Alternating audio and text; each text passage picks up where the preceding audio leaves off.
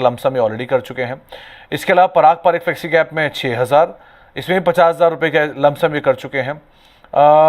Motilal large and mid cap में 6,000, Kotak multi cap में 6,000, Motilal mid cap में 3,000, बंधन स्मॉल कैप में 5,000, ये इनकी एसआईपी चल रही है और 2 में लंप कर चुके हैं, जिसमें एसबीआई कॉन्ट्रा और पराग पारिक फ्लेक्सी कैप है।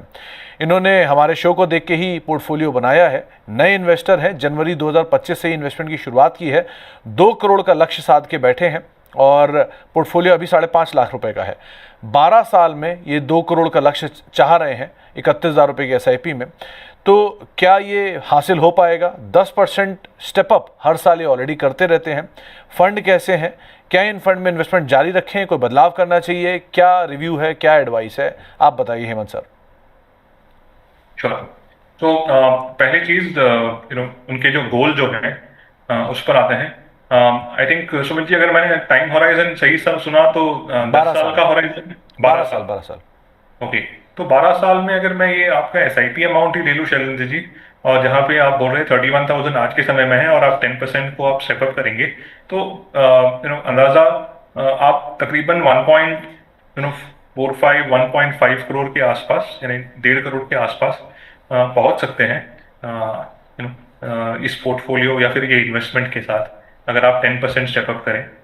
तो कहीं ना कहीं आपको कहीं वो एक स्टेप अप बढ़ाने की थोड़ी सी ज़रूरत है। आपका लमसम जो है, मैं ये मानता हूँ कि तकरीबन 1 लाख का लमसम है, और वो भी उसमें एड ऑन हो जाएगा। और आते हैं आपके पोर्टफोलियो पे, तो आपकी एसआईपीज जो है, जहाँ पे आई थिंक एक Motilal Oswal large and mid cap fund है और एक Motilal Oswal mid cap fund है। तो जैसे मैंने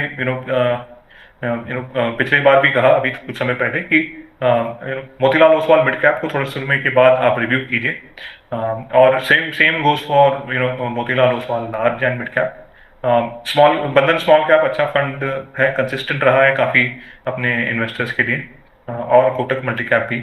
आप एसआईपी जो इसमें कर रहे हैं, एसबीआई कॉन्ट्रा और पराग पारिक फ्लेक्सी कैप, उसमें भी आप बिल्कुल कंटिन्यू कर सकते हैं। और जैसे मैं कह रहा हूँ कि आपको रिव्यू करना है, उसका मतलब ये नहीं कि आपको उसको सिर्फ बदलना ही है, ठीक है। आपको इंपॉर्टेंट चीज ये देखना है कि ये फंड्स आपको कंसिस्टेंटली आपके पोर्टफोलियो में उनके पीयर्स के ग्रुप में, यानी मिड कैप के या फिर लार्ज एंड मिड कैप के ग्रुप में, उसी सही डायरेक्शन में जा रहे हैं या नहीं जा रहे हैं।